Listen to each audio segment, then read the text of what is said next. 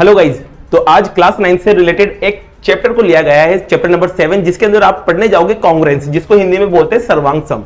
इसको पढ़ना है आपको क्लास 9 के अंदर। तो ये होता क्या है, सबसे पहले तो इसका मीनिंग आपको पता होना चाहिए। तो इसका मीनिंग सीधा है कि जैसे कि कोई सी भी दो फिगर्स मतलब दो आकृतियां, कोई सी भी दो फिगर्स ले लो और कंडीशन क्या है कि उसकी जो शेप है वो क्या होना चाहिए, सेम होना चाहिए, पहली बात। तो दूसरा क्या होना चाहिए, उसका जो साइज है वो भी क्या होना चाहिए, सेम होना चाहिए। तो समझते कैसे इस स्टेटमेंट को, जो मैंने बोला, जैसे कि शेप की बात करते हैं। अगर मैंने एक ट्राइंगल लिया तो दूसरा भी क्या होना चाहिए, ट्राइंगल होना चाहिए। अगर मैंने स्क्वायर ले लिया तो ये शेप अलग अलग आ जाएगी। तो आपको शेप जो है वो सेम रखना है। तो पहली बात तो ये, अगर इधर ट्राइंगल लेते हो तो उधर भी ट्राइंगल लेना पड़ेगा, अगर इधर स्क्वायर लेते हो तो उधर भी स्क्वायर लेना पड़ेगा। पहली बात तो ये कि शेप सेम होना चाहिए, तो शेप आपको ध्यान रखना है। फिर उसके बाद बात करते हैं साइज की। साइज मतलब साइज भी सेम होना चाहिए। साइज मतलब ऐसा, जैसे कि एक ट्राइंगल मैंने ये लिया, अब इसकी सारी साइड में ले ली 5 5 और 5, तो दूसरा ट्राइंगल भी ऐसा लूंगा जिसकी साइड किसी होगी 5 5 5, तो ये क्या होंगे, कॉन्ग्रुएंट होंगे। मतलब साइज भी क्या होना चाहिए, सेम होना चाहिए। ऐसा नहीं कि आपने एक ट्राइंगल तो ये ले लिया और एक आपने इतना बड़ा ट्राइंगल ले लिया, तो मरे ही भी कभी भी आपके ये ट्राइंगल कॉन्ग्रुएंट होंगे ही नहीं। तो आपको ध्यान रखना है, पहले तो शेप दोनों सेम होना चाहिए, मतलब एक ट्राइंगल तो दूसरा भी ट्राइंगल होना चाहिए। और एक अगर उसका इसके अलावा अगर एक का साइज सेम है तो दूसरे का भी साइज क्या होना चाहिए, वही होना चाहिए। मतलब दोनों का साइज भी सेम, शेप भी सेम, जब जाके वो दोनों फिगर क्या कहलाएगी, आपकी कॉन्ग्रुएंस कहलाएगी, मतलब सर्वांग सम कहलाएगी। अब इसका मतलब तो अपन ने समझ लिया। इसका सिंबल होता क्या है, तो इसका सिंबल ध्यान रखना, ये जो कॉन्ग्रुएंस होता है इसका सिंबल होता है सीधा सा आपके पास इक्वल का साइन, और इसके ऊपर आप ये वाला सिंबल बना देना। तो ये किसका साइन होता है, कॉन्ग्रुएंस का साइन होता है। अब यहाँ पर ये कॉन्ग्रुएंस का मतलब अपन ने समझ चुके कि कॉन्ग्रुएंस होता क्या है। अब कॉन्ग्रुएंस का मतलब समझ में आने के बाद आप यहाँ पर कॉन्ग्रुएंस पढ़ोगे, लेकिन किस फिगर से रिलेटेड पढ़ोगे, तो यहाँ पर आप कॉन्ग्रुएंस जो पढ़ोगे वो ट्राइंगल फिगर से रिलेटेड आप कॉन्ग्रुएंस को पढ़ोगे। अब ट्राइंगल्स में कॉन्ग्रुएंस को पढ़ना है आपको, तो ट्राइंगल्स में कॉन्ग्रुएंस को पढ़ना है, मतलब आपको देखना है कि दो ट्राइंगल्स कॉन्ग्रुएंस है या नहीं है, मतलब कॉन्ग्रुएंट भी बोल सकते हैं आप इसे, आप कि कॉन्ग्रुएंट है या नहीं है। तो उसके लिए यहाँ पर आपको पता करना है कि दो ट्राइंगल कॉन्ग्रुएंट है नहीं है, तो उसके लिए कुछ रूल्स हैं जिसको आपको सीखना पड़ेगा। उन रूल्स के अकॉर्डिंग आप क्या कर सकते हो, दो ट्राइंगल को कॉन्ग्रुएंट प्रूव कर सकते हो। तो देखिए यहाँ पर कुछ रूल्स में आपके पास यहाँ है, कुछ नहीं थे, थोड़े ज्यादा थे, 6 रूल्स थे। तो पहला रूल आपके पास एस एस एस है, दूसरा ए ए ए है, अगला एस ए एस, अगला ए एस ए, अगला ए ए एस, और अगला है आर एच एस। अब ये एस एस एस मैंने लिख दिया, आप कहोगे सर ये एस एस एस क्या है, तो एस एस का मतलब होता है साइड साइड साइड, मतलब जो ट्राइंगल के अंदर जो साइड्स होती है ना, ये इनको एस एस एस इनको बोलते हैं अपन, एस इसको बोला जाता है। और ए ए ए क्या होता है, एंगल, मतलब ये जो एंगल्स होते हैं इसके अंदर उसको बोला जाता है। और एंगल्स को हिंदी में बोलेंगे कोण, और साइड को इंग्लिश में बोलेंगे भुजा। तो आपको ये ध्यान रखना है। अब देखो यहाँ पर जब आपने इन रूल्स को नोटिस किया होगा, सभी रूल्स को जब आपने नोटिस किया होगा, तो यहाँ पर देखो 3 ही चीज आ रही है, इसमें 3 चीज आ रही है, इसमें भी 3 चीजें आ रही है, इसमें भी 3 चीजें आ रही है। इसका मतलब क्या है, तो मतलब इसका मतलब ये है सीधा सा कि जब भी आप दो ट्राइंगल को कॉन्ग्रुएंट प्रूफ करोगे, दो ट्राइंगल को क्या करोगे भाई, कॉन्ग्रुएंट प्रूफ करोगे। तो कॉन्ग्रुएंट प्रूफ करने के लिए दोनों ट्राइंगल्स के अंदर कितनी चीजें बराबर लाना है आपको, दोनों ट्राइंगल में कितनी चीजें बराबर लाना है। देखो हर नेम में 3 वर्ड आ रहे हैं, मतलब 3 चीजें बराबर लाना है आपको, तो आपका काम हो जाएगा। तो इस रूल के अकॉर्डिंग आप दो ट्राइंगल को कॉन्ग्रुएंट कब कह सकते हो, जैसे कि आपके पास दो ट्राइंगल है, आपके पास क्या है, दो ट्राइंगल, और ये रूल कह रहा है एस एस एस। इसका मतलब यह है कि एक ट्राइंगल की तीनों साइड्स दूसरे ट्राइंगल की तीनों साइड्स के अगर बराबर हो, मतलब एक त्रिभुज की तीनों भुजा दूसरे त्रिभुज की तीनों भुजा के बराबर हो, तो वहां रूल लगता है एस एस एस। ऐसे सिमिलरली आप बात करते हो दूसरे रूल की, दूसरा रूल है आपके पास ए ए ए। तो ये कब लगेगा, जैसे कि एक ट्राइंगल के तीनों एंगल, एक ट्राइंगल के तीनों एंगल दूसरे ट्राइंगल के तीनों एंगल के अगर बराबर आ जाए तो वहां रूल लगेगा आपके एंगल एंगल एंगल।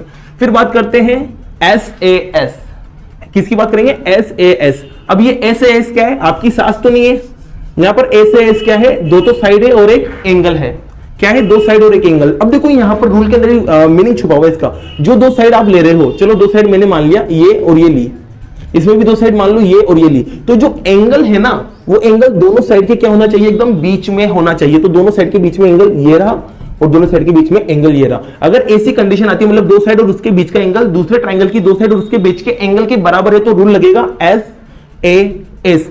और अगर ऐसा हुआ बेटा, कैसा हुआ, दो साइड तो आपने ले ली और उसके बीच वाला एंगल ना आके दूसरा एंगल आ जाता है, तो फिर रूल ही नहीं लगेगा, ध्यान रखना। तो रूल तभी लगेगा जब दोनों साइड के बीच वाला एंगल हो। ये आपका तीसरा रूल कंप्लीट हुआ। बात करते हैं चौथे रूल की। तो चौथा रूल है आपके एंगल साइड एंगल। तो एंगल साइड एंगल की आप बात करेंगे तो एंगल साइड एंगल में भी देखो इसमें भी मीनिंग छिपा हुआ है। जैसे कि दो ट्राइंगल आपने लिए, दो ट्राइंगल आपने ले लिए, अब दो ट्राइंगल में क्या हो रहा है, दो एंगल बराबर आना चाहिए। चलो दो एंगल मैंने कोई से भी बराबर कर दिया, ये वाला एंगल इसके बराबर कर दिया और ये वाला एंगल मैंने इसके बराबर कर दिया। क्या दो एंगल बराबर आ चुके हैं। अब देखो ये जो साइड है वो क्या होना चाहिए, दोनों एंगल के बीच में होना चाहिए। देखो यहां पर दोनों एंगल के बीच में लिखी हुई है ना, तो साइड दोनों एंगल के बीच में होगी, जब जाके ये रूल लगेगा। कौन सा रूल लगेगा?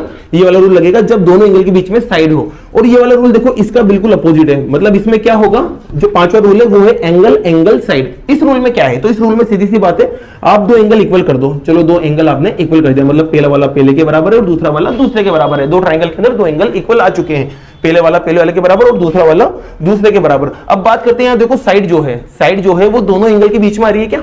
नहीं आ रही है। देखो एंगल एंगल फिर साइड अलग से लिखी हुई है, इसका मतलब ये है कि दो एंगल एक साथ आ सकते हैं और उसकी बीच वाली साइड ना आए। उसकी बीच वाली साइड मतलब उसकी बीच वाली साइड तो ये थी, अब इसको छोड़ के कोई सी भी साइड आ जाए, मतलब या तो ये वाली साइड आ जाए दोनों की, जब जाके कौन सा रूल लगेगा? एंगल एंगल साइड रूल लगेगा। क्लियर? तो आपका पांचों रूल भी कंप्लीट हो गया। और बात करते हैं किसकी? RHS की। तो RHS आपके होता है, इसकी फुल फॉर्म ध्यान रखना, होता है राइट एंगल, और इसके बाद H का मतलब होता है हाइपोटेनियस, और S का मतलब होता है आपके पास साइड। अब देखो सीधी सी बात है, राइट एंगल मतलब राइट ट्राइंगल के अंदर रूल लगने वाला है। किसके अंदर लगने वाला है? राइट ट्राइंगल के अंदर रूल लगने वाला है। और राइट ट्राइंगल आपको पता है, तो यहाँ पर दो राइट ट्राइंगल लेंगे आप, जिसमें ऐसा राइट ट्राइंगल होता है क्या? पहली बात तो ऐसा ट्राइंगल जिसमें एक एंगल कितने डिग्री होता है? 90 डिग्री होता है, उसको बोलते हैं राइट ट्राइंगल। तो ये लोग दोनों में एक 90 डिग्री मैंने ले लिया, तो दोनों राइट ट्राइंगल आ गए। अब राइट ट्राइंगल में मतलब ये रूल क्या कहता है? दोनों का एक राइट एंगल बराबर होना चाहिए। तो राइट एंगल दोनों में एक 90 आ रहा है, बराबर है। इसके अलावा हाइपोटेनस क्या होता है? जो 90 के सामने होती है साइड, तो 90 के सामने वाली साइड भी अगर दोनों ट्रायंगल में बराबर है। और इसके अलावा तीसरी चीज जो है साइड का मतलब है कोई सी भी साइड ले लो, या तो ये साइड ले लो या ये वाली साइड ले लो।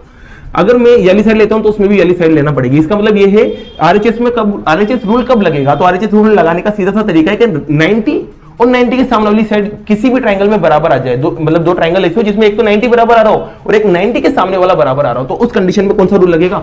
RHS लगेगा। तो आपके पास ये टोटल 6 रूल थे। अब ये 6 रूल के बाद अपन यहाँ पर एक दो क्वेश्चन लेते हैं जिससे आपको थोड़ा बहुत समझ में आएगा। ये चैप्टर इतना डिफिकल्ट नहीं है जितना आप समझते हो, बस रूल ध्यान रखना है और लगा देना है, आपको 2 मिनट में आंसर आएगा। देखो क्वेश्चन लेते हैं एक 7.1 का पहला क्वेश्चन। तो आपको क्वेश्चन फर्स्ट दिख रहा होगा आपको आपके बोर्ड पर, और इसका स्टेटमेंट चाहो तो आप यहाँ पर लिखा हुआ है देख लेना, इसका स्टेटमेंट भी ऊपर लिखा हुआ है। तो ये क्वेश्चन देखो क्या कह रहा है। ये क्वेश्चन कह रहा है आपके पास एक कोऑर्डिनेटर है जिसका नाम है ABCD। ये कोऑर्डिनेटर है भाई। इसके बाद इसने क्या कहा है कि इस कोऑर्डिनेटर के अंदर AC जो है वो बराबर है AD के। AC कहां है? AC ये रहा, और वो बराबर है किसके? AD के, तो वो ये रहा। अगला स्टेटमेंट क्या है? जो AB है ना, AB कहां है भाई? AB।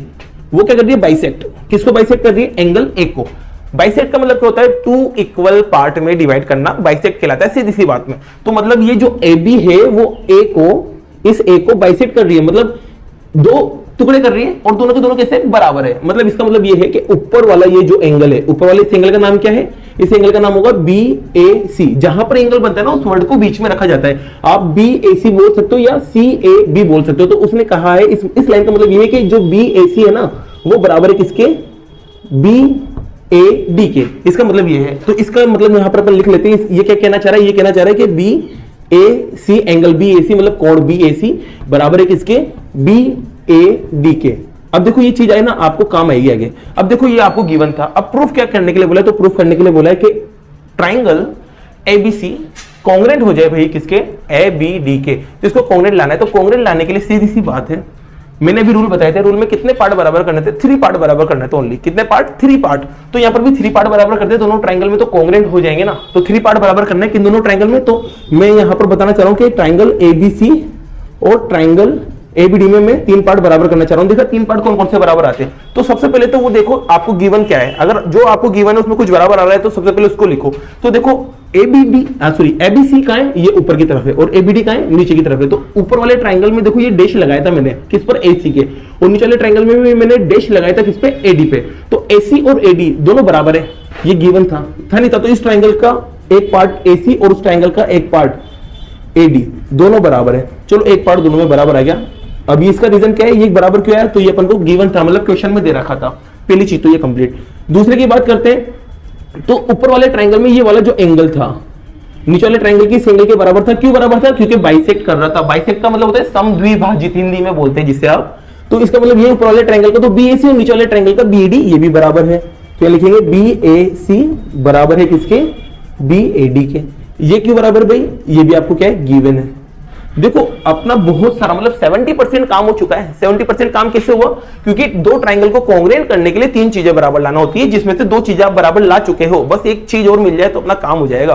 तो वो एक चीज क्या है? तो इन दोनों ट्राइंगल को थोड़ा ध्यान से देखो, इसको घूरो, इससे प्यार से बात करो, कुछ ना कुछ कहेगा है। आप इसको देखो तो कुछ ना कुछ बता देगा आपको। देखो क्या बता रहा है, सोचा क्या बता रहा है? नहीं मिला, चलो कोई दिक्कत नहीं। यहां देखो इस वाले ट्रायंगल में और इस वाले ट्रायंगल में दोनों में कुछ चीज सेम दिख रही है। देखो इस वाले ट्रायंगल में भी ए बी आ रहा है और नीचे वाले ट्रायंगल में भी क्या आ रहा है, ए बी आ रहा है। तो दोनों ट्रायंगल में देखो ये ए बी इस ट्रायंगल की इस ट्रायंगल के लिए जितनी लंबाई रखता है उतनी लंबाई इस वाले ट्रायंगल के लिए भी रखता है। तो इसका मतलब ये है कि जो ए बी है वो ऊपर वाले ट्रायंगल में भी आ रहा है और ए बी जो है वो नीचे वाले ट्रायंगल में भी आ रहा है। अब ऐसे साइड या ऐसे पार्ट जो दोनों में सेम आते हैं उसको बोलते हैं अपन कॉमन। क्या बोलते हैं, कॉमन।